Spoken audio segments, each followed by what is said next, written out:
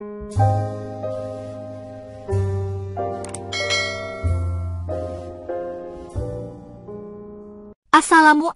warahmatullahi wabarakatuh. Apa kabar Anda hari ini sahabat Macaka Channel? Semoga hari ini kita selalu diberi kesehatan oleh Allah Subhanahu wa Ta'ala. Hari ini kita akan membahas terkait makam muslimah ini sangat harum sampai Rasulullah dibuat kagum. Siapa dia? Dan apa amalan yang dilakukannya? Muslimah Syalehah ini hidup di zaman Fir'aun. Namanya Siti Masyitoh. Ia menjadi pelayan yang mengurusi anak-anak sang raja Fir'aun tersebut. Siapa sebenarnya ia? Bagaimana pula perempuan pelayan raja ini bisa tercatat sebagai perempuan mulia yang dikenang oleh Rasulullah Sallallahu Alaihi Wasallam? Kisah Siti Masyitoh ini diriwayatkan dalam hadis Ibnu Abbas radhiyallahu anhu. Ketika Rasulullah Sallallahu Alaihi Wasallam berisra Mikraj, beliau mencium aroma sangat harum. Penasaran, Nabi Muhammad Sallallahu Alaihi Wasallam bertanya kepada Malaikat Jibril, "Harum apakah itu wahai Jibril?" Malaikat Jibril menjawab, "Itu adalah wangi dari kuburan seorang perempuan saleha bernama Siti Masyitah dan anak-anaknya."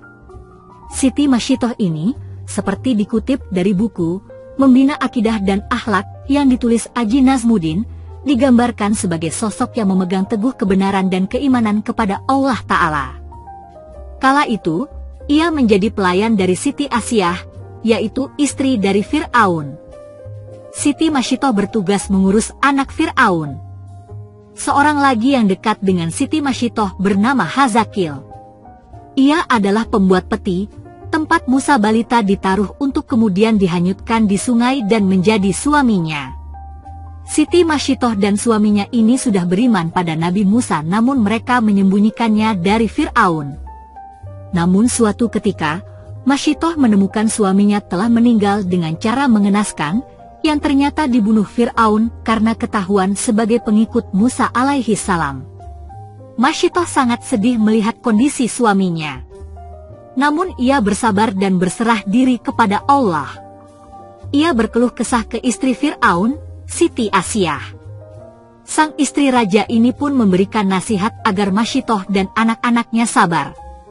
Namun, ia bisa membaca isyarat dari Siti Masyitoh yang beriman kepada Allah. Di akhir nasihatnya, Asyah mengatakan bahwa selama ini dia juga beriman kepada Allah, tapi menyembunyikan di hadapan suaminya. Sepeninggal suaminya, seperti biasa Masyitoh menjalankan tugasnya sebagai perias putri Fir'aun. Ada kisah sepele, tapi berdampak besar. Gara-gara sisir yang terjatuh, akhirnya terungkap jati diri Masyitoh. Saat itu Masyitoh sedang menyisir rambut anak Fir'aun. Tiba-tiba sisir dalam genggamannya terjatuh. Ketika mengambil lagi sisir tersebut, bibirnya refleks mengucap, "Bismillah." Ucapan itu membuat anak Fir'aun terkejut. "Apakah ucapan yang kamu maksud adalah bapakku?" tanya anak Fir'aun. Siti Masyitoh dengan jujur mengatakan bahwa maksud kata itu ialah Tuhan sesungguhnya, bukan ditujukan untuk Fir'aun. Yaitu Rabbku, juga Rabb ayahmu, yaitu Allah. Karena tiada Tuhan selain Allah, katanya. Jawaban itu membuat anak Fir'aun tersinggung, berarti ada Tuhan lain kecuali bapaknya. Anak Fir'aun itu mengancam melaporkan keyakinan Masyitoh tersebut kepada bapaknya. Namun Masyitoh tak gentar, karena ia yakin Allah adalah Tuhan yang sebenarnya, bukan Fir'aun. Laporan anaknya membuat Fir'aun murka. Ia tidak menyangka, pengasuh anaknya adalah pengikut Nabi Musa. Masyitoh dipanggil lalu ditanya oleh Fir'aun, "Apakah benar apa yang disampaikan anakku? Siapakah Tuhan yang engkau sembah selama ini?" Masyitoh tidak mengelak tuduhan itu. Dengan tegas dia mengatakan, "Betul, bahwa tiada Tuhan selain Allah yang sesungguhnya menguasai alam dan isinya." Jawaban itu membuat Fir'aun semakin marah. Dia memerintahkan para pengawal menyiapkan minyak mendidih di dalam tembaga besar. Wadah panas itu untuk menggodok Masyitoh beserta anak-anaknya. Pemandangan itu disaksikan masyarakat luas. Sebelum dimasukkan ke minyak panas, Masyitoh diberi kesempatan sekali lagi untuk memilih. Dia dan dua anaknya selamat jika mengakui Fir'aun sebagai Tuhan. Sebaliknya, nyawanya terancam jika tidak mau mengakui ketuhanan Fir'aun.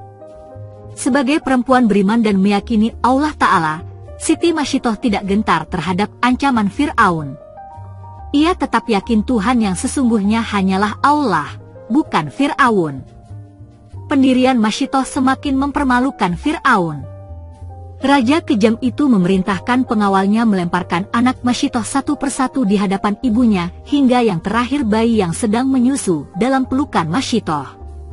Ibu mana yang tega menyaksikan satu persatu anaknya tergerus minyak panas.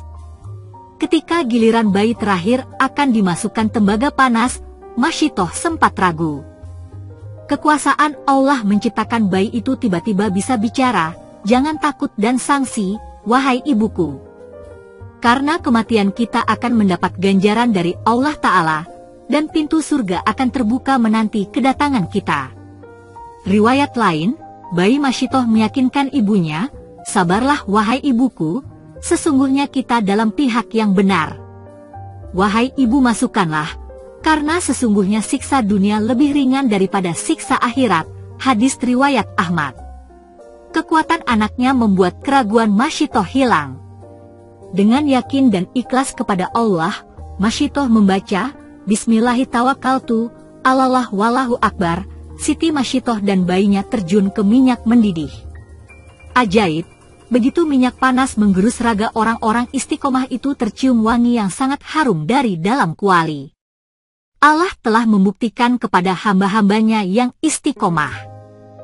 Ketika Masyitoh dan anak-anaknya dilemparkan satu persatu ke periuk, Allah terlebih dahulu mencabut nyawa mereka sehingga mereka tidak merasakan panasnya minyak mendidih. Tulang belulang Masyitoh bersama anak-anaknya dikubur di suatu tempat hingga mengeluarkan wangi yang sangat harum. Aroma itu tercium oleh Rasulullah ketika perjalanan Isra Mi'raj. "Itulah kuburan Masyitoh bersama anak-anaknya," kata malaikat Jibril. Demikianlah kisah seorang perempuan saleha bernama Siti Masyitoh yang tetap teguh memegang keimanannya walaupun dihadapkan pada bahaya yang akan merenggut nyawanya dan keluarganya. Dan Allah Ta'ala pun memuliakannya. Wallahu alam, semoga bermanfaat.